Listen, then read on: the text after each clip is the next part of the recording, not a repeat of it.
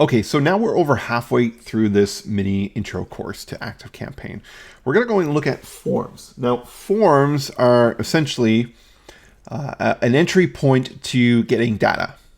So if you're building a website or you want to send somebody to a link to opt into something, you're going to need to build a form. Now, if you're using something like Thrive Themes, or you built your website with us and we're using Thrive Themes, or even if you're using WordPress and you've got an integrated plugin that will actually use the API of ActiveCampaign, then you don't always need a web form. You can use it where it will actually apply a tag. Now, our Thrive Themes will actually apply a tag or subscribe them to a list. It doesn't always have to use a form. But let's just get used to building a form. So we're going to go ahead and click a new form, and we're going to call this test form. And it's going to be an inline form. Now, what do you want to have happen when somebody fills out that form? So you want to subscribe them to the list, add a tag, or just email you the results. So we're going to say in this case, we're going to subscribe them to a list. So we're going to subscribe them to our marketing, or actually to our email notification list.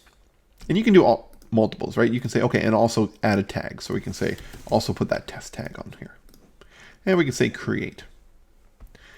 Now here's the form. And I'll warn you, it's not pretty, it's not sexy, it's not something super fancy, but it really just serves a purpose. So if we click on the top, you can see here, what do we want it to say? So it could be join our newsletter. And you don't have any formatting for centering or whatever the case is.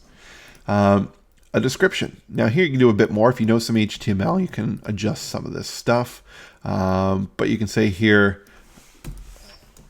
get our monthly newsletter directly to your inbox. Right, pretty straightforward. And then what do we want to receive here? So under full name, we can go in here and say, okay, we're going to get the full name, we're going to get the email address. And really, that's the basics of a form. Okay, most of the forms that are in here will allow us to do that. We can also put in other things like, hey, let's just say we want to pull in some of the custom fields, or we want to use some of the standard fields. If you don't want them to pull in their full name, you want just their first name, you can drop this over here. It'll actually change it out. If you want them to put in the phone number, you can do that. You can make it required by checking this box. You've got other options. You want to put in an image, you can do that. You can upload an image. So let's just say we want to put, there's an icon that shows up here. Just takes a moment for it to show up, or you can delete it and go that way. One of the other things that you can also do under options here, style, is you can turn off the ActiveCampaign branding at the bottom. Get rid of that. The button, you want to change that to get on the list. So you got some options that way. Styling, you want to change some, some colors of some things. You can do that for the button, for the whole, for the form. You can change some of that stuff too. Right? So you just play around with a lot of this different functionality for that. But in essence, this is the form. Next, we're going to go integrate.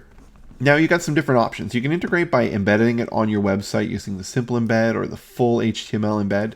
If you want to link to it, you can just take this link, copy it, throw it into a browser, and it's going to actually pull up that form. So you can actually use this as send it out in an email, and people can go right here and opt right into that list, right?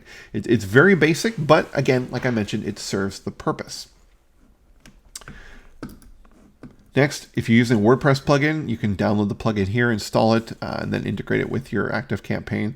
Or you want to go Facebook, you can go ahead and get started to add that subscription form right to your Facebook page, and it's fairly intuitive using this step-by-step tutorial that's in here. But once you've got that, you can go ahead and hit save and exit, and now the form is here, and you can see people that will start to get added to that form within your system. So that's your form side. Now, remember when we talked about custom fields? The custom fields are managed under the forms section under manage fields.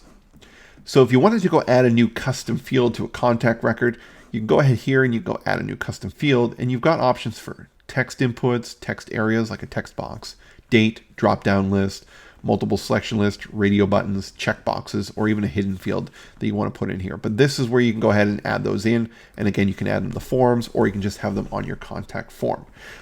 Now this basic version here of ActiveCampaign that we're using is the light version, which when you look at the product offerings from ActiveCampaign, it says that it doesn't include a CRM from a CRM standpoint, where in most cases, storing the custom field data, being able to do the email automation is as much of a CRM that most people need.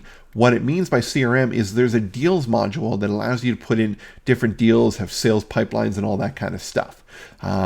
So it may be something you'd upgrade to later on, but out of the gate, if it's something that you're using now, then you will see that option on the left side that would say deals. So that's the forms. In the next lesson, we're going to get into showing you briefly what are in the report section.